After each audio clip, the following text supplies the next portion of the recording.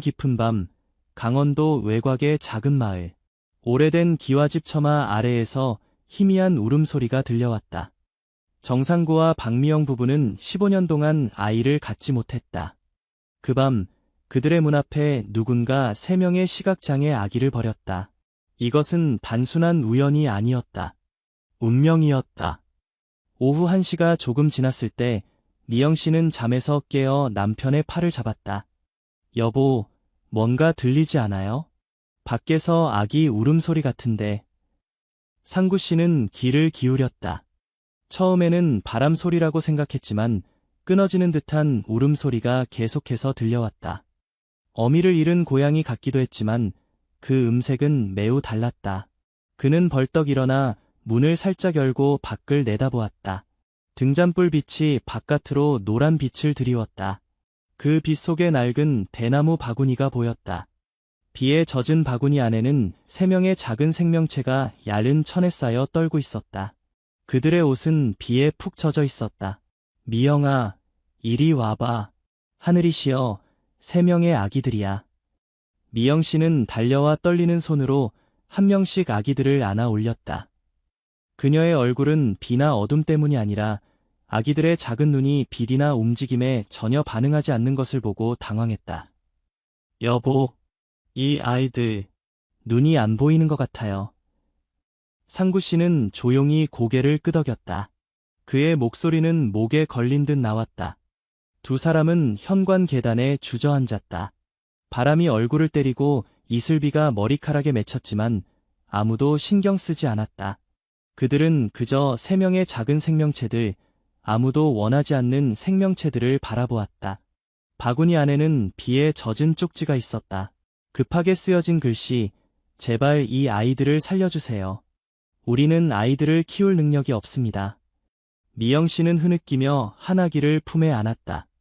어떻게 이럴 수가 있죠? 이 작은 아이들이 시각장애가 있다고 비 오는 밤에 버릴 수가 있나요? 상구 씨는 울지 않았지만 바구니 테두리를 꽉 쥐고 있었고 그의 눈은 빨갛게 충혈되어 있었다. 마음은 혼란스러웠다. 부부는 15년 넘게 아이 없이 살았다. 여러 곳에서 치료를 받았고 미영 씨가 한 번 임신했지만 아이는 일찍 유산되었다. 수년간 기다림, 조용한 식사 시간, 밤중에 내쉬는 한숨 속에서 살았다. 이제 그들 앞에 3명의 버려진 아기들이 있었다.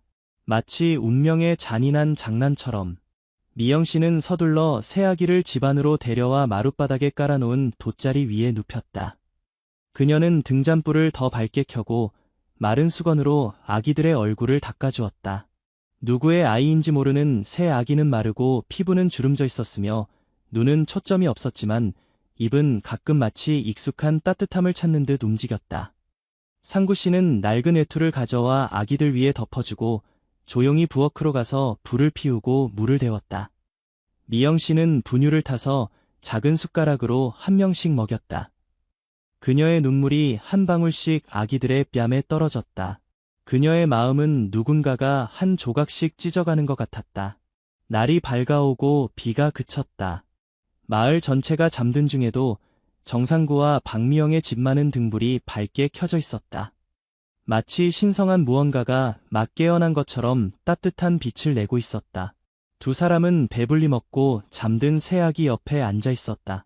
상구 씨가 조용히 말했다. 이 아이들을 데리고 있자. 누군가 찾으러 오면 돌려주고, 그렇지 않으면 우리가 키우자. 죄가 될 것도 없잖아. 미영 씨는 남편을 끌어안고 말없이 고개를 끄덕였다. 그녀의 마음속에 뭔가가 싹트기 시작했다. 15년 동안 느껴보지 못했던 모성애 같은 것이었다. 그 후 며칠은 바쁘고 도전적인 날들이었다. 정상구 부부는 이장부터 절, 그리고 지역 경찰서까지 찾아가 물어보았지만 아무도 아는 것이 없었고 아이들을 찾으러 오는 사람도 없었다. 소문이 마을에 퍼졌다. 이웃들은 수근거렸다. 시각장애 아이 셋을 키우는 건 너무 힘들 거야. 업보가 될 수도 있어. 다른 이들은 고개를 저으며 말했다. 아마 아이들의 어머니도 그걸 알아서 버린 거겠지. 하지만 마을의 몇몇 노인들은 미영 씨가 아기를 안고 있는 모습을 보고 조용히 한숨을 내쉬었다. 딱하구나. 하지만 선행을 쌓으면 누가 알겠어? 이 아이들이 잘 자란다면 큰 복이 될 수도 있지. 상구 씨는 이런 말들을 무시했다. 그는 친척 누나에게서 오래된 요람을 얻어와 집 뒤편의 작은 방을 아이들의 침실로 고쳤다. 새 아기는 민수, 서연, 행복이라는 이름을 받았다. 간단하지만 희망이 담긴 이름들이었다. 민수는 빛과 믿음을, 서연은 맑음과 귀중함을, 행복이는 부부가 평생 기다려온 행복을 의미했다. 하루하루가 지나면서 정상구 부부는 작은 일들을 나눠서 했다. 기저귀 갈기부터 수유, 그리고 아이들에게 촉각으로 세상을 느끼는 법을 가르치는 것까지. 그들은 장난감을 아이들 손에 쥐어주고 이름을 말해주며 모양을 느낄 수 있도록 가볍게 누르고 매일 반복했다. 처음에는 민수가 밤에 자주 울었고 서연은 놀라기를 잘했으며 행복이는 가장 약해서 자주 열이 났다. 하지만 사랑과 인내로 세 아이 모두 조금씩 자라났다. 한때 웃음소리가 없던 집이 이제는 옹알이 소리, 미영씨의 자장가, 그리고 상구씨가 따뜻한 목소리로 들려주는 이야기로 가득 찼다. 오후마다 상구씨는 민수를 마당으로 데려가 바나나 나무를 만지게 하고 젖은 흙냄새를 맡게 하고 새소리를 듣게 했다. 미영씨는 행복이를 무릎에 앉히고 아이의 손으로 기타줄을 훑게 해서 음악을 들을 수 있게 했다. 서연은 어머니가 들려주는 동화를 매우 좋아했다. 비록 그림을 볼 수는 없었지만 아이의 예민한 귀는 항상 해피엔딩을 들을 때마다 기뻐했다. 미영씨는 때때로 아이들이 다른 아이들처럼 빛을 볼 수 없다는 것에 조용히 울었다. 하지만 곧 그녀는 눈물을 닦고 스스로에게 말했다. 이 아이들이 눈으로 볼 수 없다면 내 마음으로 그들의 눈이 되어주겠어. 비록 그녀의 몸에서 태어나지 않았지만 그녀는 자신이 용기로부터 밤새 지새운 밤들로부터 멀리 있는 병원까지 아이를 데려간 여행들로부터 또는 행복이가 다시 열이 나서 늦은 저녁 식사를 먹게 된 그 모든 순간들로부터 이 아이들을 낳았다고 믿었다. 이 모든 것들이 정상구 부부가 15년 동안 마음속에 숨겨왔던 사랑으로 모아졌다. 어느 날 민수가 갑자기 아빠라고 불렀다. 상구 씨는 낡은 선풍기를 고치다가 그 말을 듣고 얼어붙었다.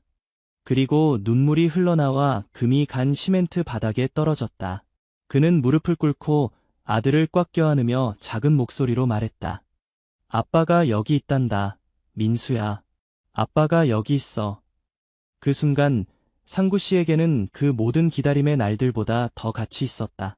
아무도 새 시각장애 아이들의 미래가 어떻게 될지 몰랐지만 그 순간 그 작은 집에서는 처음으로 무조건적인 사랑을 받는 새 아이와 처음으로 아빠와 엄마라고 불리는 두 사람이 있었다. 그것은 혈연이 아닌 마음으로 선택한 옳은 일 때문이었다. 상구 씨는 돗자리 위에서 자고 있는 새 아이들을 바라보았다. 등잔불 빛이 작은 얼굴들을 비추고 있었다. 영양 부족으로 주름진 피부, 세상을 향해 한 번도 열리지 않은 눈꺼풀, 어쩌면 열린다 해도 아무것도 보지 못할 눈. 미영 씨는 부엌에 앉아 아이들을 위한 묽은 죽을 저으면서도 마음은 며칠 동안 부부의 머릿속을 떠나지 않았던 질문 주위를 맴돌고 있었다. 아이들을 데리고 있을까? 아니면 절에 맡길까? 지역 담당자들은 아이들을 보호시설로 데려가는 것이 좋겠다고 조언했다. 그곳에는 전문적인 돌봄과 고아들을 위한 지원 프로그램이 있었다. 하지만 상구 씨가 작은 방의 닫힌 문 앞에 서서 비오는 밤새 아기의 첫 울음소리가 들렸던 곳을 바라볼 때 그는 자신이 절대 이 새 아이를 다른 누구에게도 맡기고 떠날 수 없다는 것을 알았다. 그것은 자신이 다른 사람들보다 더 잘할 수 있다고 생각해서가 아니라 아이들을 품에 안은 그 순간부터 그의 마음이 조여들었기 때문이었다. 연민 때문이 아니라 오랫동안 기다려온 것 같은 이상한 감정 때문이었다. 마치 15년 동안 공허함 속에서 살다가 갑자기 정말로 살아있는, 정말로 그를 필요로 하는 무언가를 들은 것 같았다. 미영 씨도 마찬가지였다. 그녀의 눈은 아이들이 그녀의 셔츠를 붙잡고 따뜻함을 찾아 손을 더듬는 모습을 볼 때마다 젖어 있었다. 밤에는 각 아이의 부드러운 숨소리를 듣고 눈물을 흘렸다. 친척들이 소식을 들었을 때 즉각적인 반응이 있었다. 상구 씨의 형은 직설적으로 말했다. 2명은 시각장애가 있고 1명은 약하다. 나이 들어서 어려움을 자초하는 이유가 뭐야? 미영 씨는 조용히 있었지만 이번에는 드물게 상구 씨가 목소리를 높였다. 우리는 아이가 없어. 누군가 우리 문 앞에 두고 갔는데 눈을 감고 무시할 수 있겠어? 친척들은 고개를 저었다. 어떤 이는 그가 어리석다고 했고 더 악의적인 사람들은 그 아이들을 데려가면 평생 고통받을 것이라고 말했다. 하지만 그 이후로 부부는 더 이상 아무 말도 하지 않았다. 그저 조용히 살면서 모든 것을 스스로 감당했다. 매일은 작은 도전이었다. 상구 씨는 농장일, 물펌프, 땅을 다루는데 익숙한 남자였지만 이제는 기저귀 갈기, 우유 데우기, 밤에 우는 아이 달래기를 배워야 했다. 처음에는 서툴고 어색했다. 가끔은 우유를 데울 때 따뜻한 물을 넣는 것을 잊거나 기저귀를 갈다가 찢기도 했다. 한 번은 민수가 그에게 소변을 보기도 했지만 그는 그저 웃기만 했고 한마디의 불평도 하지 않았다. 미영 씨는 더 세심했다. 그녀는 아이들의 손에 장난감을 놓고 이름을 말해주며 모양을 설명하는 법을 배웠다. 그녀는 실로 부드러운 공을 만들어 아이들이 잡을 수 있게 했다. 매일 밤 그녀는 침대 옆에 앉아 부드럽게 각 아이에게 자장가를 불러주었다. 그녀의 목소리는 깊고 평온했으며 막 시작되었지만 이미 완전하지 못한 삶들에게 속삭이는 위로의 말 같았다. 매일 그녀는 아이들에게 소리를 인식하는 법을 가르쳤고 레몬 잎 냄새부터 흙 냄새, 마당에서 구운 말린 생선 냄새까지 다양한 향을 구별하도록 훈련시켰다. 아이들이 머리를 기울이거나 입술을 움직여 반응할 때마다 그녀는 마치 아이들이 엄마라고 부른 것처럼 기뻐했다. 말로 표현하지는 않았지만 상구 씨와 미영 씨는 모두 암묵적으로 이해했다. 일단 마음을 열고 아이들을 데리고 있기로 했다면 그 순간부터 사랑은 더 이상 선택이 아니라 약속이었다. 날씨가 추워지는 밤이면 새 아이가 동시에 아프기도 했다. 집안은 기침 소리, 울음소리, 한숨소리로 가득 찼다. 상구 씨는 밤새 깨어 물을 끓이고 한 아이를 안아주면서 동시에 다른 아이를 달랬다. 미영 씨는 새 아이 중 가장 약한 행복이의 이마를 닦아주기 위해 수건을 물에 담갔다. 가끔은 두 사람 모두 지쳐서 손이 떨리고 잠을 못 자 눈밑이 검게 변했다. 하지만 담요 속에서 아이가 무의식적으로 미소 짓는 작은 입술을 볼 때마다 모든 피로가 사라졌다. 미영 씨는 종종 상구 씨에게 말했다. 내가 이 아이들을 낳지는 않았지만 다시 선택할 수 있다면 여전히 그 작은 생명들을 안아주는 것을 선택할 거예요. 그 말은 선서가 필요 없는 약속이었다. 매일의 행동으로 보여주기만 하면 되는 약속. 새 아이는 하루하루 조금씩 자라났다. 여전히 아무것도 볼 수 없었지만 다른 감각으로 모든 것을 느끼는 법을 배웠다. 민수는 지붕 위로 부는 바람 소리를 듣는 것을 좋아했다. 상구 씨가 이야기를 들려줄 때 그의 따뜻하고 깊은 목소리는 민수에게 안정감을 주었다. 서연은 엄마 품에 파고들기를 좋아했다. 소녀는 특히 미영 씨의 땀 냄새에 예민했고 겁이 날 때마다 마치 엄마가 사라질까 봐 두려운 듯 꽉 껴안았다. 행복이는 가장 약했지만 가장 고집이 셌다. 그녀는 항상 혼자서 일어나려고 하고 매트에서 기어 나오려고 했다.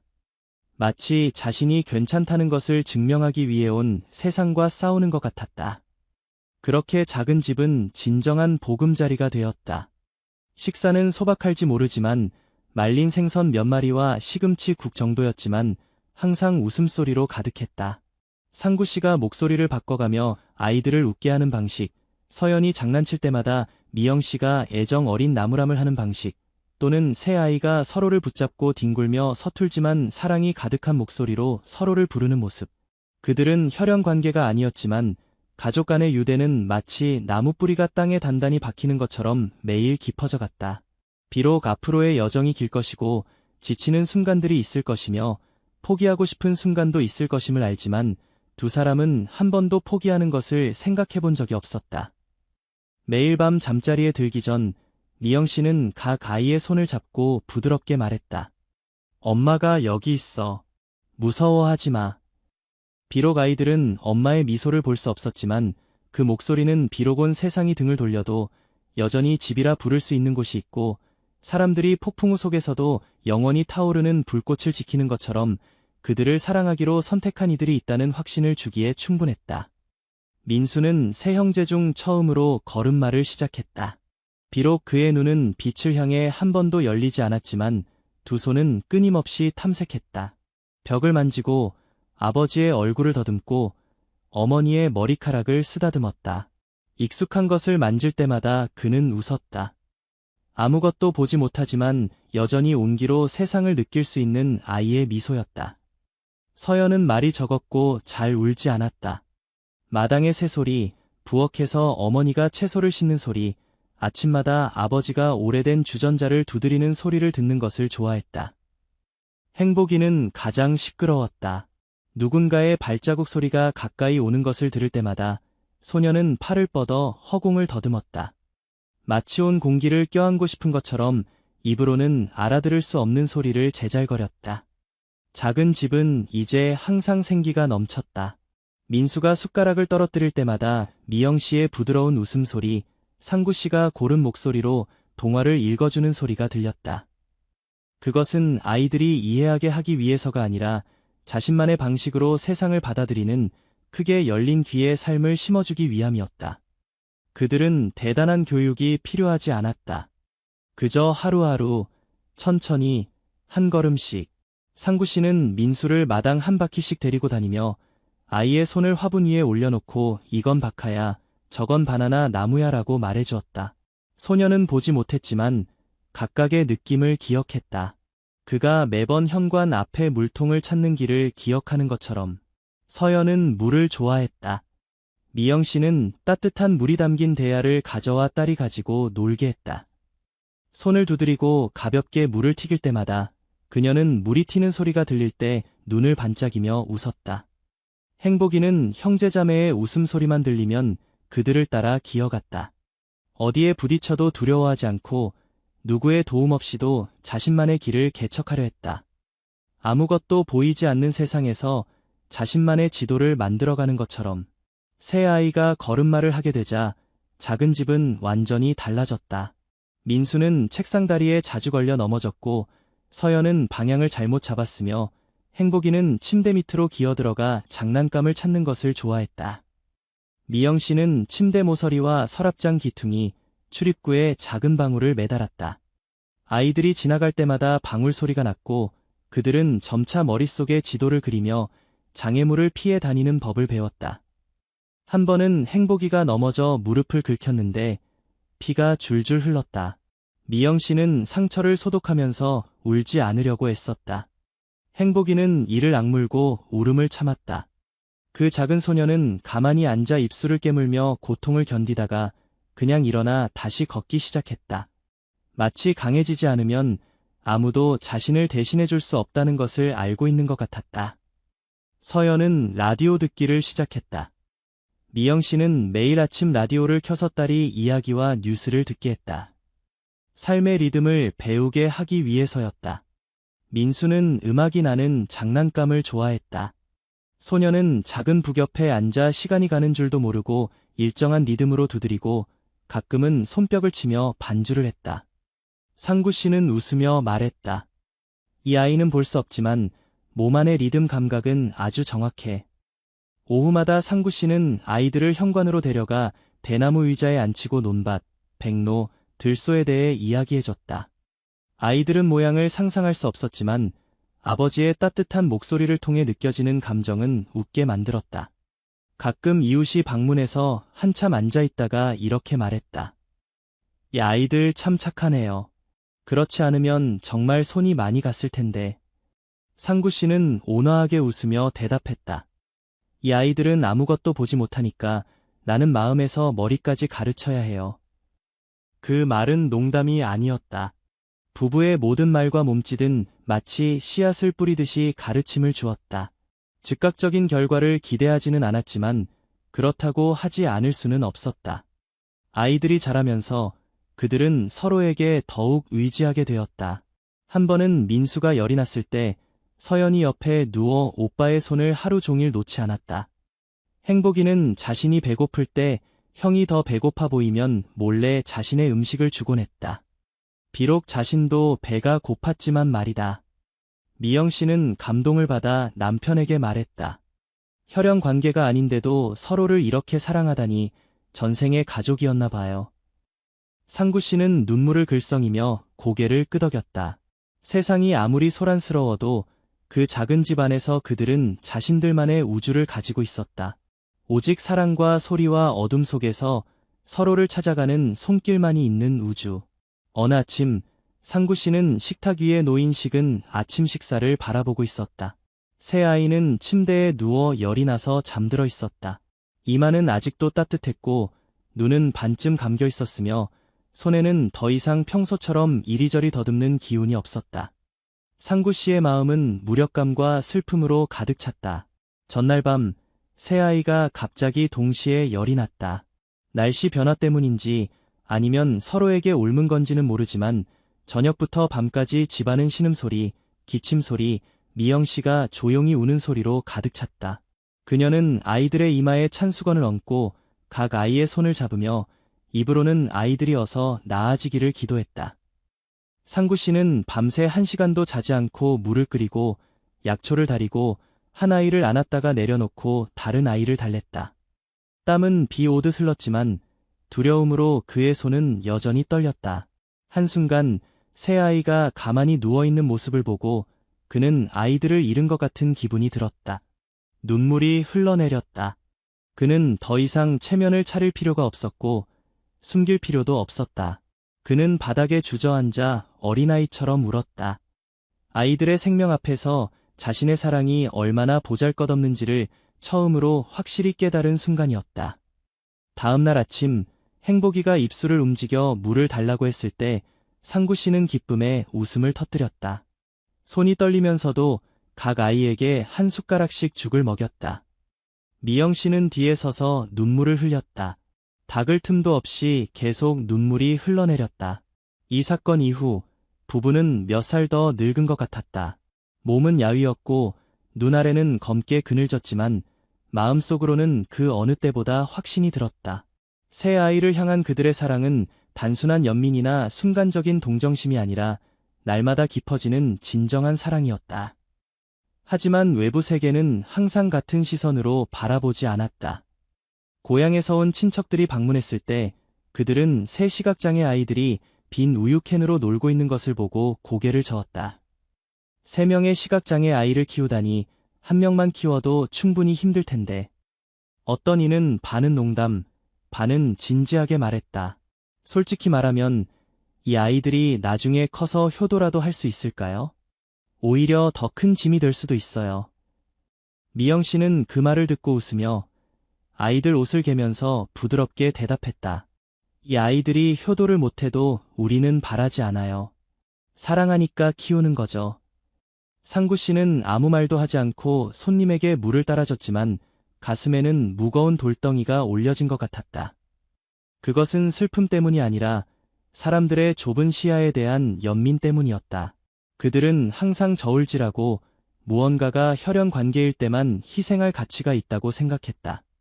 마을에서도 수군거리는 사람들이 많았다. 한 번은 한 할머니가 아이들이 손으로 더듬어 길을 찾는 모습을 보고 옆 사람에게 말했다. 저렇게 맹인으로 태어나면 사는 게 얼마나 고통스러울까. 차라리 어릴 때부터 시설에 보냈으면 좋았을 텐데. 옆 사람도 고개를 끄덕이며 말했다. 아마 저 두 분이 아이가 없어서 어디서든 동정심을 느끼시는 것 같아요. 상구 씨는 들을 때마다 민수의 손을 더 꽉 잡았다. 마치 놓으면 세상이 아이를 넘어뜨릴 것처럼. 미영 씨는 아이들에게 남들의 시선을 두려워할 필요가 없다고 가르쳤다. 그녀는 이렇게 말했다. 너희들은 볼 수 없지만 그렇다고 해서 무시당할 이유는 없어. 그녀는 아이들에게 똑바로 서는 법, 공손하게 인사하는 법, 그리고 듣고 진정으로 자신을 사랑하는 사람과 그저 동정심만 보이는 사람을 구별하는 방법을 가르쳤다. 어느 날 서연이 물었다. 엄마, 사람들이 왜 우리를 이상하게 쳐다봐요? 미영 씨는 딸을 안아주며 그녀의 손을 자신의 가슴에 얹었다. 너희들이 특별하기 때문이야. 특별한 사람은 쉽게 눈에 띄지. 하지만 두려워하지 마. 바르게 살면 돼. 부부의 사랑이 항상 순탄하지만은 않았다. 피곤할 때도 있었고, 자녀 교육 방식에 의견이 맞지 않아 다툴 때도 있었고, 행복이가 너무 장난을 쳐서 그릇을 깨뜨렸을 때처럼 화가 날 때도 있었다.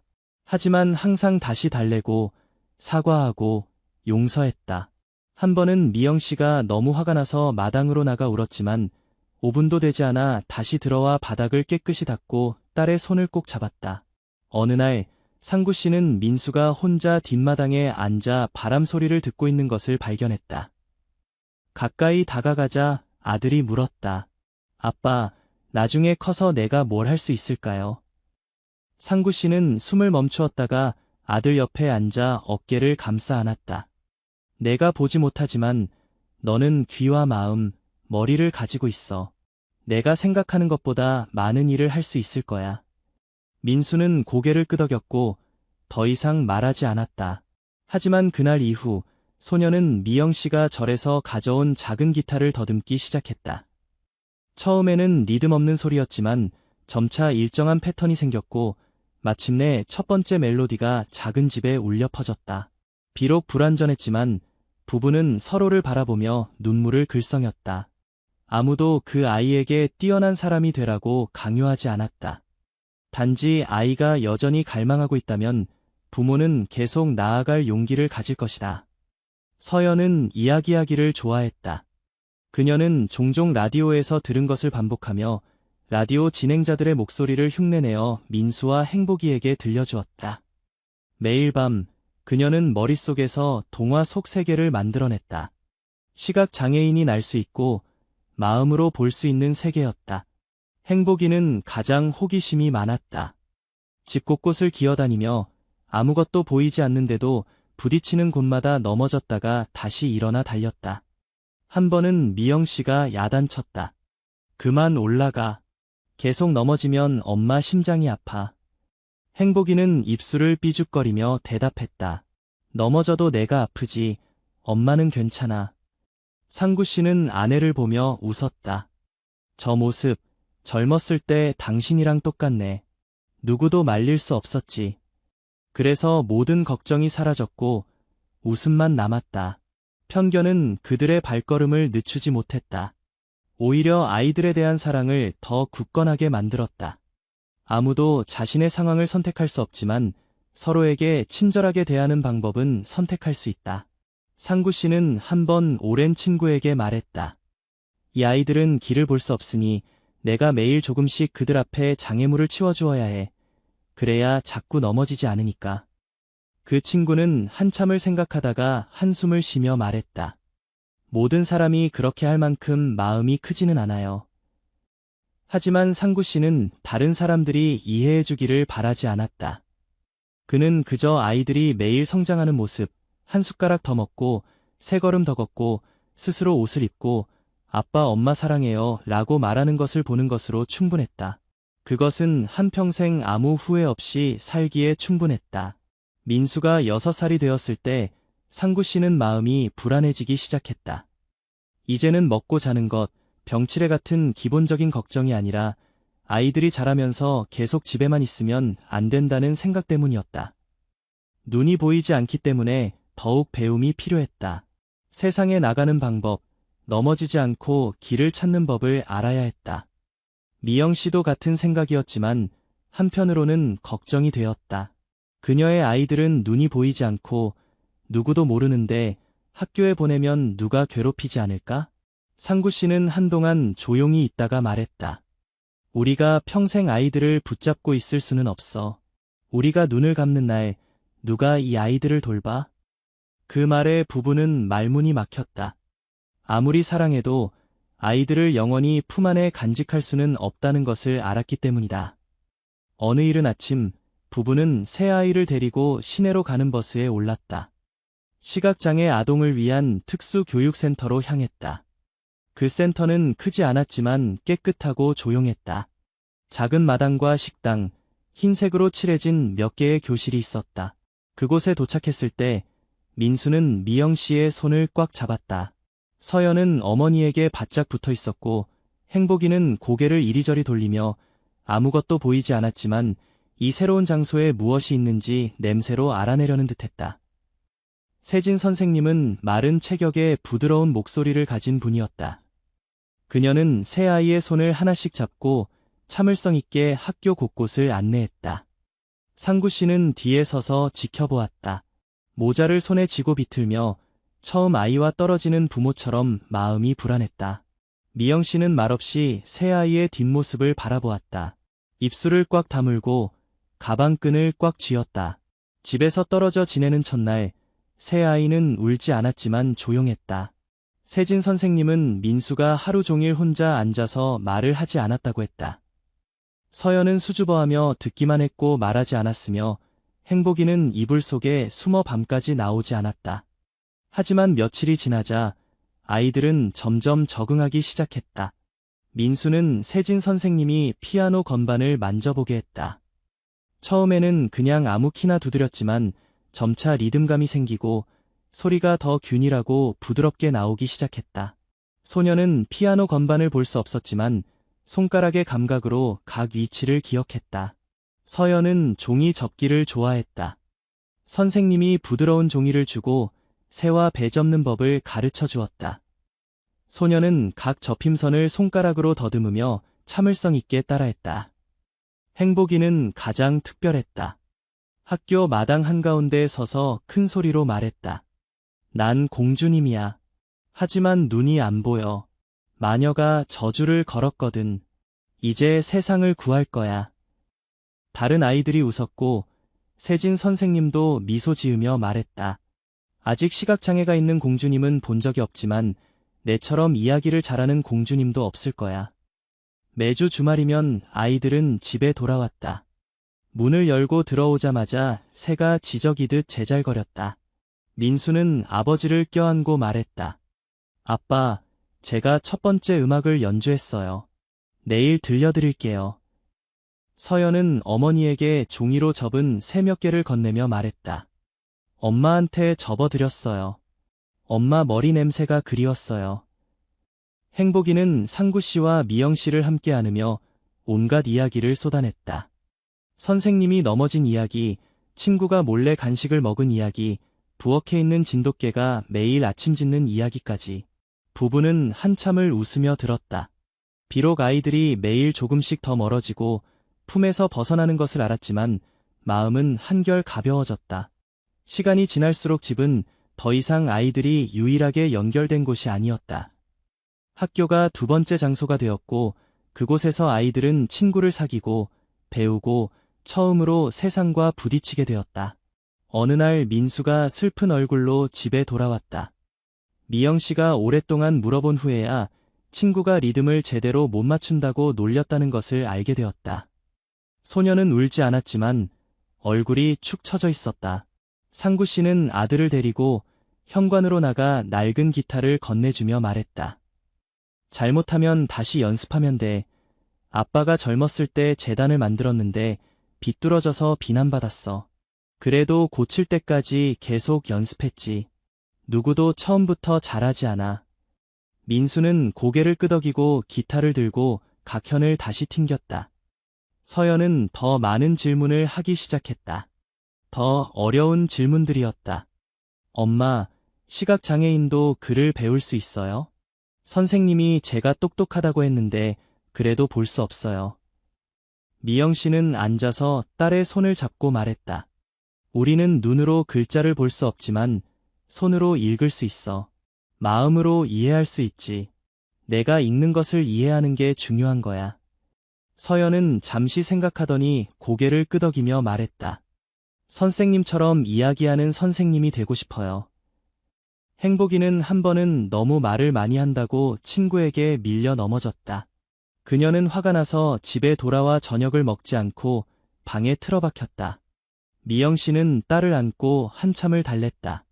그 아이들이 널 미워하는 게 아니야. 내가 계속 이야기하면 다른 사람도 말하고 싶을 수 있어. 행복이는 훌쩍이며 말했다. 난 그냥 사람들이 웃게 하고 싶었어요. 다음 날 그녀는 다시 활짝 웃으며 등교했다. 마치 한 번도 화내지 않았던 것처럼. 아이들은 날이 갈수록 더 강해졌다. 눈은 여전히 보이지 않았지만 걸음은 더 확실해졌고 목소리는 더 또렷해졌으며 이야기하는 방식은 더 명확해졌다. 손가락은 더 이상 단순히 건반을 두드리지 않고 음악을 만들어냈다. 상구 씨는 점점 말수가 줄었다. 하지만 매일 아침 학교 정문 앞에 서서 아이들이 버스에 오르는 것을 지켜보았다. 그의 눈은 버스가 완전히 사라질 때까지 따라갔다. 미영 씨는 매일 일찍 일어나 주먹밥을 싸고 죽을 끓이고 과일을 잘라 아이들 가방에 넣어주었다. 매번 친구 것도 나눠 먹지 말고 높은 의자에 올라가지 말고 선생님 말씀 잘 들어라고 당부했다. 그리고 아이들은 항상 군인처럼 네 하고 대답했다. 아이들의 사랑은 매일 자라났다. 눈으로 서로를 볼 필요 없이 발자국 소리, 숨소리, 부르는 목소리만으로도 서로가 어디에 있는지 슬픈지 기쁜지 알 수 있었다. 인생의 첫걸음은 빛없이 시작되었지만 신뢰로 가득 찼다. 왜냐하면 아이들은 항상 뒤에 집이 있고 자신들을 보호해줄 사람이 있으며 혈연 관계가 아니어도 충분히 큰 사랑이 있어 가장 안전한 도착지가 된다는 것을 알았기 때문이다. 민수는 창가에 앉아 시각장애인을 위한 타자기를 놓았다. 선생님이 작년에 빌려준 것이었다. 그의 손가락은 각키를 더듬으며 머리를 약간 기울이고 타자기가 눌릴 때마다 나는 작은 소리에 귀를 기울였다. 그는 더 이상 단순히 음악을 연주하는 소년이 아니었다. 이제는 자신만의 생각을 기록하기 시작했다. 그 생각들은 아무도 대답해주지 않는 질문들이었다. 왜 나는 볼 수 없는 걸까? 왜 나를 낳은 사람들은 나를 문 앞에 버렸을까? 내가 짐이 된 걸까? 이것들은 그가 작은 점자 일기장에 쓴 첫 문장들이었다. 조용하고 조심스럽게 마치 글자가 누군가를 다치게 할까 봐 잘못된 자국을 남길까 봐 걱정하는 것처럼. 같은 시간 서연도 더 조용해졌다. 예전처럼 집에 돌아올 때마다 제잘거리지 않았다. 대신 미영 씨가 중고품 가게에서 찾아 수리한 낡은 녹음기를 안고 다녔다. 연결 부위와 구리선을 이어 붙인 것이었다. 매일 밤 서연은 자신의 속삭임을 녹음했다. 엄마, 오늘 친구가 친모가 없는 아이들은 태어나는 느낌을 절대 이해할 수 없대요. 그게 맞는지 모르겠어요. 하지만 가슴이 아파요. 친엄마의 얼굴이 어떻게 생겼는지 모르는 것이 슬퍼요. 하지만 알게 되면 그분을 미워할까 봐 두려워요. 난 누구도 미워하고 싶지 않아요. 하지만 왜 그분들은 우리를 버렸을까요? 이런 질문들에는 답이 없었지만 서연은 매일 꾸준히 녹음했다. 마치 그것이 말없는 기억의 일부인 것처럼, 자신을 이해하기 위해 보관해야 할 것처럼. 행복이는 달랐다. 그녀는 일기를 쓰거나 녹음하지 않았다. 대신 집 밖으로 더 자주 나갔다. 학교 주변, 마을 주변을 혼자 걸었다. 세진 선생님이 준 지팡이로 한 걸음씩 길을 찾아갔다. 행복이는 잃어버린 것을 찾고 있다고 말했다. 무엇을 찾는지는 아무도 몰랐지만 상구 씨는 그녀가 마음속 질문에 걸음으로 대답하려 한다는 것을 이해했다. 어느 날 행복이는 마을 끝 골목까지 걸어갔다. 그곳에는 이끼 낀 벽과 신과일이 열리는 나무가 있었다. 소녀는 한참을 그곳에 서 있다가 조용히 말했다. 만약 누군가가 여기에 나를 버렸다면 그 사람도 지금 내가 서 있는 것처럼 조용히 서 있었을 거야. 미영 씨가 찾으러 왔지만 꾸짖지 않았다. 그저 조용히 딸의 손을 잡고 집으로 데려갔다. 그녀의 목소리는 떨리며 말했다. 미안해, 엄마는 내게 답을 줄 수 없구나. 행복이는 고개만 끄덕였다. 알아. 하지만 저는 계속 혼자 다녀보고 싶어요. 새 아이는 예전보다 말이 적어졌지만 차가워지지는 않았다. 각자 자신만의 세계에 조용히 빠져 있었다. 일기장을 접어 베개 밑에 숨기고 녹음기를 재생해 자신의 목소리를 듣고 혼자 산책하며 마치 누군가의 잊혀진 기억을 쫓는 것처럼.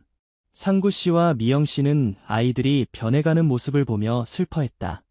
슬프지만 막지는 않았다. 그들은 아이들이 자라고 있으며 모든 사람이 겪는 질문들에 부딪히고 있다는 것을 이해했다. 다만 아이들은 과거의 탓도 자신이 어디서 왔는지에 대한 확신도 없이 이 여정을 시작했다는 것이 달랐다. 어느 날 밤 상구 씨는 민수가 현관에 혼자 앉아 있는 것을 발견했다. 아들의 손은 작은 일기장을 만지작거리고 있었지만 아무것도 쓰지 않았다. 아버지가 옆에 앉았지만 아무 말도 묻지 않았다. 잠시 후 민수가 조용히 말했다. 아빠, 제가 만약 저를 낳은 사람을 다시 만나게 되면 뭐라고 해야 할까요? 상구 씨는 한참을 침묵하다가 말했다. 내가 너라면 왜 날 버렸냐고 물어볼 거야. 하지만 살게 해주셔서 감사합니다라고도 말할 거야. 용서는 나중 문제고. 민수는 고개를 끄덕이고 살짝 웃었다. 이것은 수개월 만에 처음 있는 일이었다.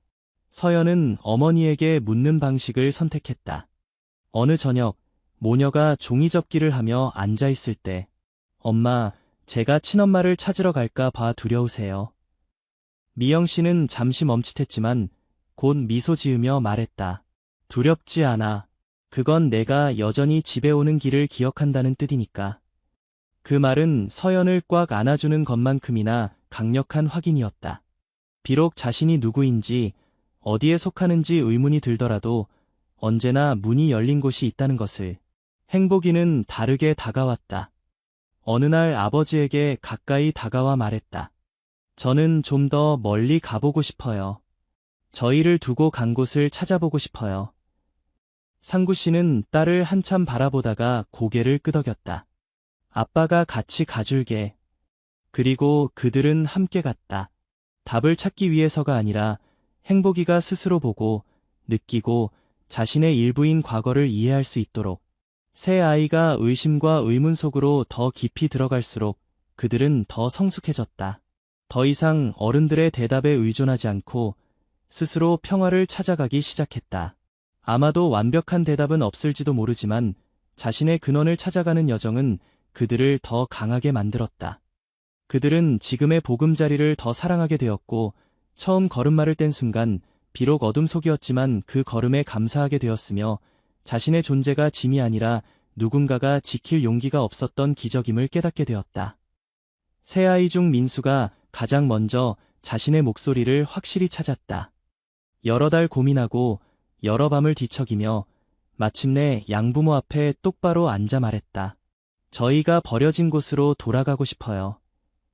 방 안의 공기가 무거워졌다. 미영 씨는 개던 옷을 내려놓았다. 손이 멈춘 채로. 상구 씨는 한동안 아무 말 없이 있다가 고개를 끄덕였다. 서연과 행복이도 들었지만 아무 말도 하지 않았다. 하지만 그날 밤 세 형제는 함께 모여 앉았다. 아무도 등을 대고 앉지 않고 각자 담요 한 기퉁이를 잡고 있었지만 세 모두 다가오는 여행이 피할 수 없는 것임을 알고 있었다.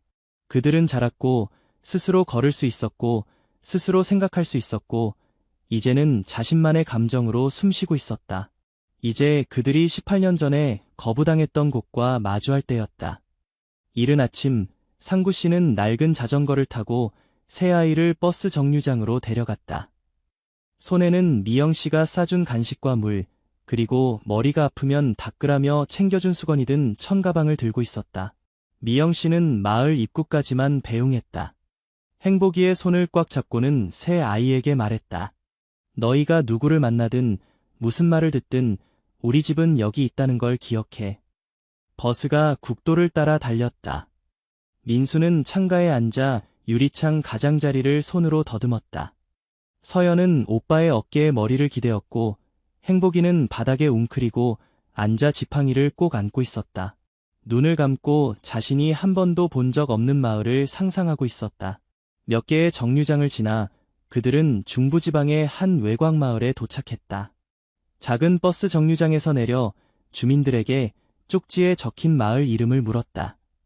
절에서 받은 오래된 쪽지에 적힌 마을 이름이었다.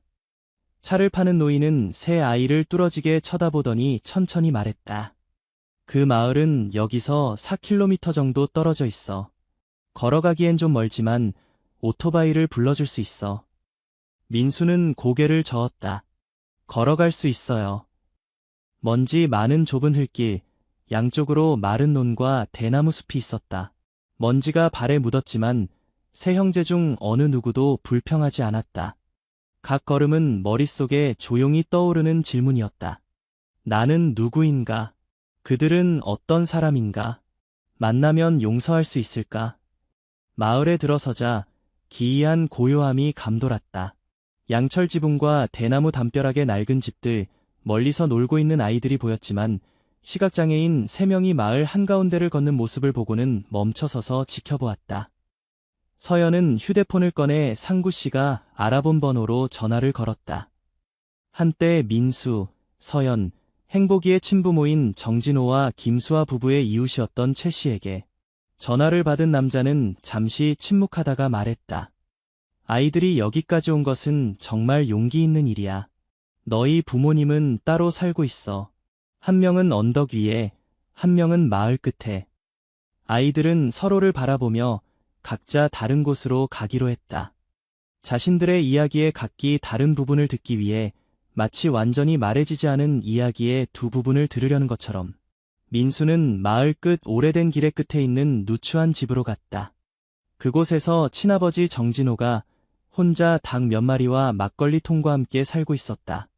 진호는 문을 두드리는 소리를 듣고 열었다. 그리고는 아들의 얼굴을 보고 얼어붙었다. 눈은 아들의 얼굴에 고정되어 있었고 담배 냄새와 술 냄새가 섞여났으며 걸음걸이는 느렸다.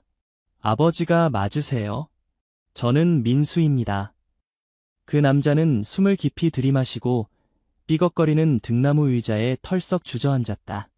떨리는 손으로 담배를 깊이 빨았다. 그래, 난 내 아버지다. 너는 민수군. 민수는 똑바로 서서 침착하게 물었다. 왜 저희를 버리셨나요? 진호는 한 모금 더 빨더니 고개를 숙이고 흐느끼며 말했다. 난 겁이 났어. 너희 셋이 눈이 안 보이는 채로 태어났을 때 나는 그것이 업보라고 생각했어. 버리라고. 난 감당할 수 없었어. 너희 어머니는 밤새 울었지만 내가 못 가지게 했어. 버려라고 했어. 난 잘못했어. 난 아버지가 될 만한 용기가 없었어. 난 그릇되었어. 민수는 아무 말도 하지 않았다. 다만 얼굴을 돌려 눈물을 숨겼다. 그리고 침착한 목소리로 말했다. 저는 아버지를 탓하지 않아요. 저는 단지 아버지가 저희가 여전히 살아있고 여전히 잘하고 있으며 서로를 사랑한다는 것을 알았으면 해요. 비록 빛이 없어도. 진호는 오열했다. 처음으로 수년간 그를 괴롭혀온 후회를 터뜨렸다. 같은 시간 서연은 언덕 위의 김수아의 집을 찾아갔다. 지붕이 새고 벽이 기울어진 작은 초가집이었다. 주변에는 옥수수와 콩이 자라고 있었다. 수아는 마당에서 곡식을 말리고 있었고 서연의 목소리를 듣자 그 자리에 얼어붙었다. 손에 든 삿갓이 바닥에 떨어졌다. 서연이니?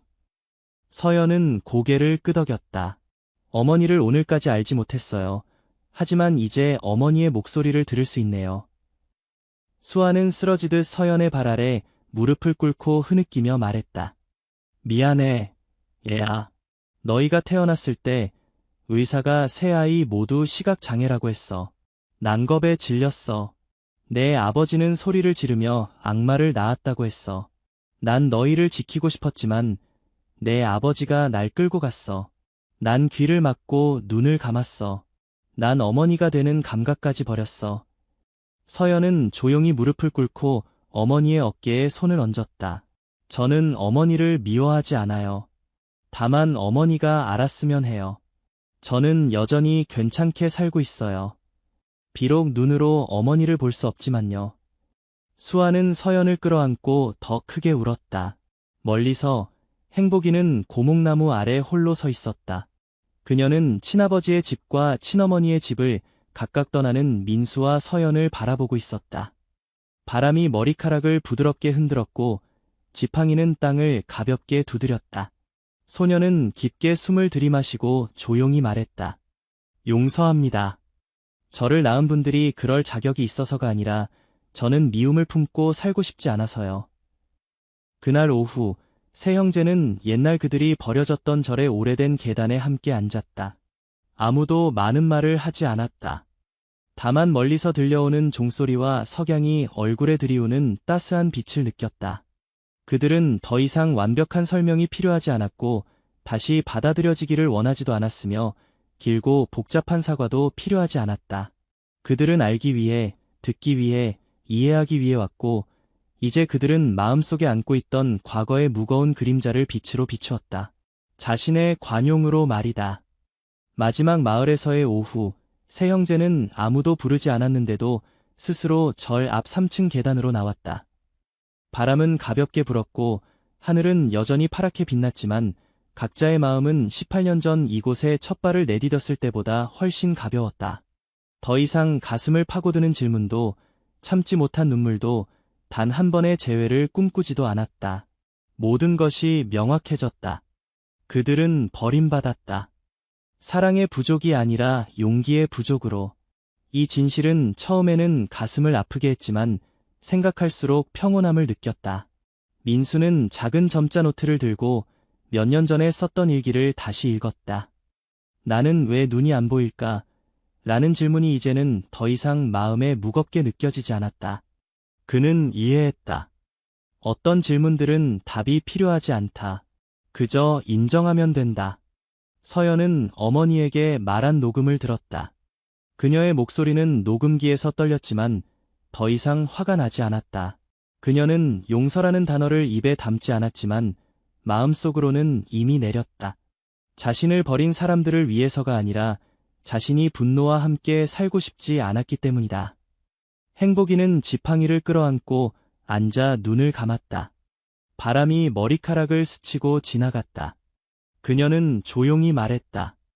우리는 용서했어. 하지만 잊지는 않을 거야. 세 형제는 그렇게 앉아 있었다. 이것이 드라마의 클라이맥스처럼 극적인 순간은 아니었다. 포옹도, 눈물의 강물도, 함께 부르는 노래도 없었다. 단지 침묵이 있었다. 아주 진실된, 아주 인간적인, 아주 현실적인 침묵.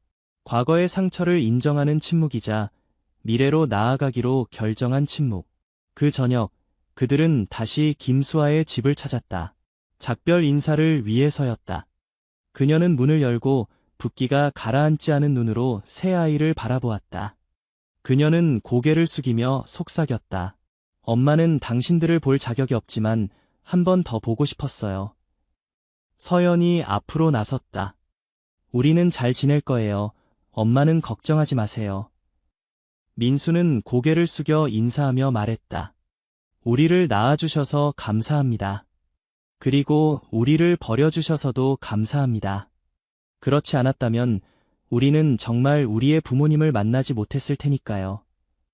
수아는 비명을 지르듯 울음을 터뜨리며 얼굴을 가렸다. 행복이는 아무 말도 하지 않고 인사만 하고 돌아섰다. 그들은 진호의 집도 들렀다. 이제는 혼자 의자에 앉아있는 그는 눈물이 마르지 않은 채 그들을 바라보았다.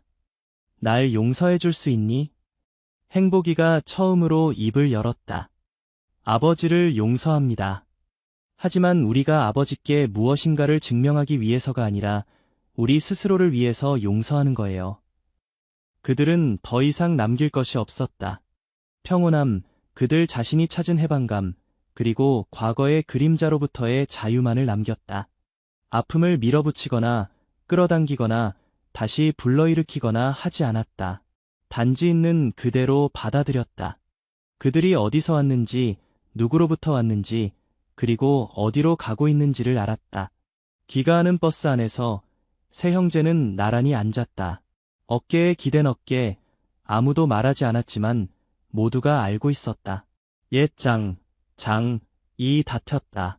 그들은 더 이상 눈이 보이지 않는 어머니와 아버지를 찾아 헤매는 아이들이 아니었다. 그들은 어른이 되었고 자신이 누구인지, 어디서 왔는지, 어디로 가고 있는지를 이해하는 사람들이었다.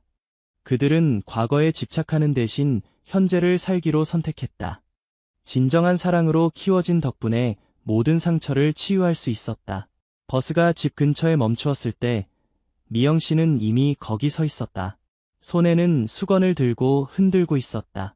상구 씨도 마당에서 걸어 나왔다. 부드럽게 웃으며 행복이가 제일 먼저 달려가 어머니를 안았다. 우리 돌아왔어요. 엄마. 이제 걱정 안 하셔도 돼요. 서연은 아버지의 손을 잡고 자신의 뺨에 갖다 대며 속삭였다. 아빠, 사랑해요. 민수는 뒤에 서서 떨리는 목소리로 말했다. 우리에게는 아버지와 어머니 외에 다른 사람이 필요 없어요. 가족은 피가 아니라도 됩니다. 가족은 혈연 관계일 필요가 없다. 가족은 모든 폭풍 후에도 사람들이 돌아오기로 선택하는 곳이다. 그리고 그들은 돌아왔다. 고향 마을 방문과 친부모 만남에서 돌아온 후 세 형제는 예전과 같지 않았다. 달라진 것은 그들이 다른 사람이 되었기 때문이 아니라 그들이 자신에 대해 더 깊이 이해하게 되었기 때문이다. 그들은 자신이 서 있는 곳, 자신이 속한 곳, 무엇이 중요한지에 대해 더 명확하게 알게 되었다. 집 문턱을 넘는 순간 미영 씨의 아이들 왔니? 라는 부름소리에 세 형제는 마치 무거운 짐을 내려놓은 것처럼 홀가분해졌다. 한 걸음 한 걸음 익숙한 길을 더듬으며 걸었지만 그들의 자세는 전보다 더 똑바르고 자신감 있었다. 서연의 웃음소리는 더 자주 들렸고 행복이의 호기심 많은 성격은 변함없었지만 눈에 보이지 않는 것에도 신뢰가 생겼다. 그날부터 세 형제는 각자 새로운 여정을 시작했다. 민수는 집 처마 밑에 있는 기타 옆에서 많은 시간을 보냈다. 예전에 처음 연습했던 그 자리에서 옛날 세진 선생님의 지도에 따라. 하지만 이번에는 자신만을 위한 음악이 아니었다. 그는 시각장애인 커뮤니티를 위한 노래를 작곡하기 시작했다. 소리로 이야기를 전하고 감정을 전달하는 노래들이었다. 그 중에는 지팡이가 길바닥에 부딪히는 소리에 관한 노래도 있었고 처음으로 양어머니의 얼굴을 만졌을 때의 느낌을 담은 노래도 있었다. 과거의 아픔에서 시작했지만 현재의 미소로 끝나는 노래도 있었다. 시각장애인 학교에서는 민수를 초청해 아이들을 지도하고 경험을 나누게 했다. 그는 선생님처럼 가르치지 않고 그저 기타를 치며 이야기를 들려주었다. 하지만 이것은 새로 시각장애인이 된 아이들에게 그들이 혼자가 아니며 음악이 어둠 속에서도 세상을 그릴 수 있다는 것을 이해하게 해주었다. 서연은 목소리로 이야기하는 법을 배우기 시작했다. 그녀는 휴대폰 앱을 사용해 오래된 동화를 녹음하고 점차 자신만의 이야기를 쓰기 시작했다. 부드러운 숨결로 또박또박한 목소리로 실수 없이 이야기를 들려주었다. 처음 오디오북은 인터넷에 무료로 공유되었고 많은 사람들이 듣고 감사 메시지를 보냈다. 그녀의 목소리 덕분에 더 잘 잠들 수 있었다거나 밤의 외로움을 이겨낼 수 있었다고. 서연은 한 번도 책을 쓸 수 있을 거라고 생각하지 않았지만 첫 번째 책 보이지 않는 태양을 완성했을 때 세 형제가 자신들의 고향을 찾아가는 여정을 담은 책, 그녀는 자신의 목소리로 전체를 녹음하며 조용히 울었다. 활자나 종이 페이지 없이 단지 나누고 싶은 마음과 함께 그녀 역시 진정한 이야기꾼이 되었다. 행복이는 가만히 있지 않았다.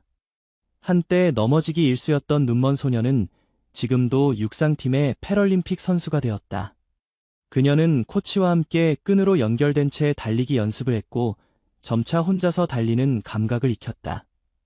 한 번은 무릎이 찢어지게 넘어졌지만 일어나서 그저 웃으며 말했다. 달리면 넘어질 수도 있죠. 뭐. 그녀는 바람 같았다. 보이지 않지만 지나갈 때 모두가 느낄 수 있는. 첫 번째 메달은 동메달이었고 이어서 은메달, 그리고 마침내 국내 대회에서 금메달을 땄다. 메달을 집에 가져와 자랑하지 않고 조용히 가족 재단에 올려놓으며 상구 씨와 미영 씨에게 말했다.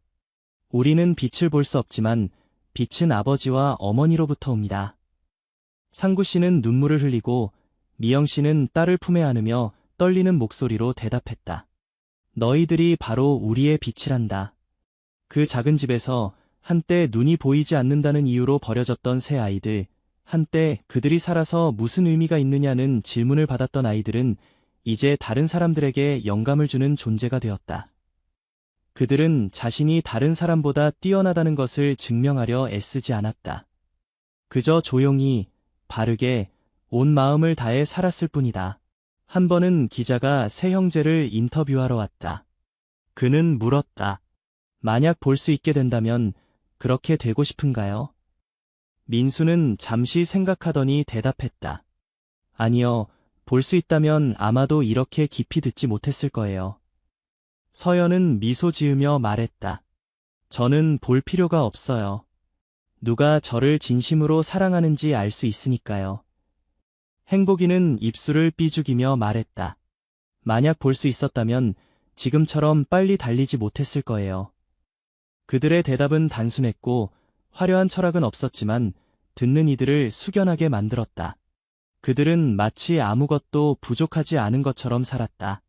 마치 눈이 보이지 않는 것은 작은 일이고 마음으로 모든 것을 볼 수 있는 것이 더 중요한 일인 것처럼. 정상구와 박미영의 가정은 더 이상 외곽의 조용한 집이 아니었다. 많은 사람들이 찾아와 조언을 구하고 이야기를 듣고 배우는 곳이 되었다. 어떤 이는 갓 태어난 시각장애 아이를 데리고 민수를 만나러 와서 무엇을 해야 할지 물었다.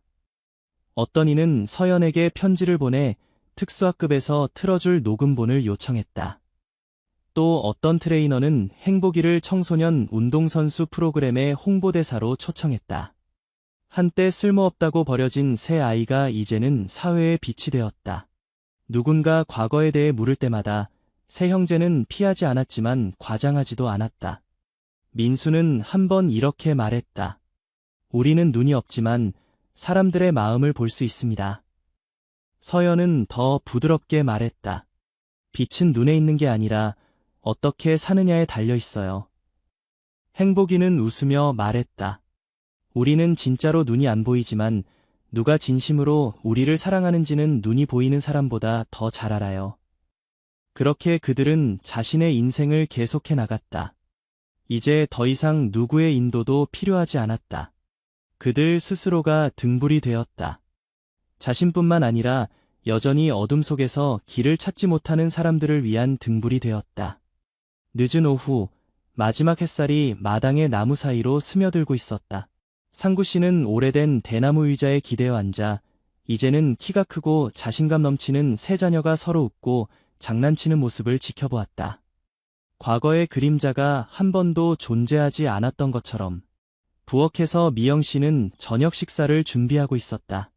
소박한 음식들, 시래기국, 청양고추를 곁들인 멸치볶음, 깍두기, 달콤한 밥 냄새가 웃음소리와 어우러져 작은 집에서 퍼져나갔다. 정말 평화로웠다. 민수는 기타를 연주하면서 이야기하고 있었고 행복이는 코치의 걸음걸이를 흉내내며 온 가족을 웃게 했다. 서연은 스피커를 켜고 자신의 최신 오디오 녹음을 틀었다. 세 형제의 여정, 친부모를 찾아가는 이야기를 차분한 목소리로 들려주고 있었다. 식사 후 행복이는 배낭에서 종이 한 장을 꺼내어 상구 씨와 미영 씨 앞에 놓으며 조용히 말했다. 부모님께 편지를 썼어요. 상구 씨는 안경을 올리고 떨리는 손으로 편지를 펼쳤다. 미영 씨도 옆에 앉아 눈물 어린 눈으로 첫 문장을 읽었다. 만약 그날 밤 문을 열어주지 않으셨다면 우리는 아마 살아남지 못했을 거예요. 편지는 짧았다. 행복이가 점자로 쓴 것을 친구에게 부탁해 일반 글씨로 변환한 것이었다. 그 안에 소녀는 오늘날 달릴 수 있는 각 발걸음이 미영 씨가 처음으로 시각장애 아이를 안아준 그 순간 덕분이라고 썼다. 매번 넘어지지 않고 일어설 수 있는 것은 상구 씨가 처음으로 걸음마를 가르쳐준 덕분이라고. 그리고 매번 마음속 두려움을 이겨낼 수 있는 것은 평생 보여준 그들의 관대한 눈빛 덕분이라고.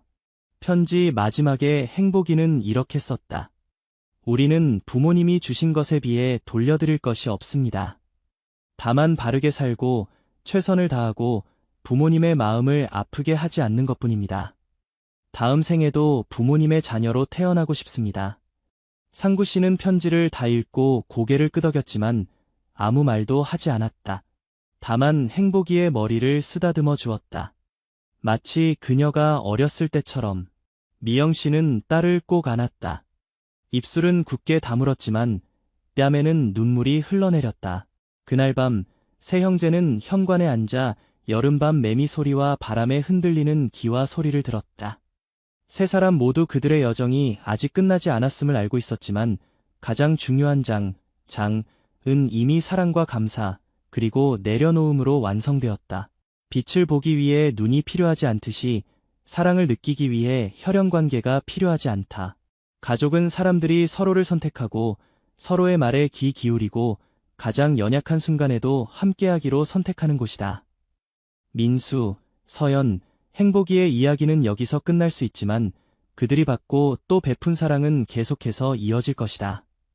어딘가 어머니가 아이에게 자장가를 부르는 곳에서 길을 보지 못하지만 음악가가 되길 꿈꾸는 소년의 기타 소리 속에서 빛은 없지만 여전히 꿈꾸는 법을 아는 달리는 사람들의 발걸음 속에서 그렇다면 당신은 어떤가요?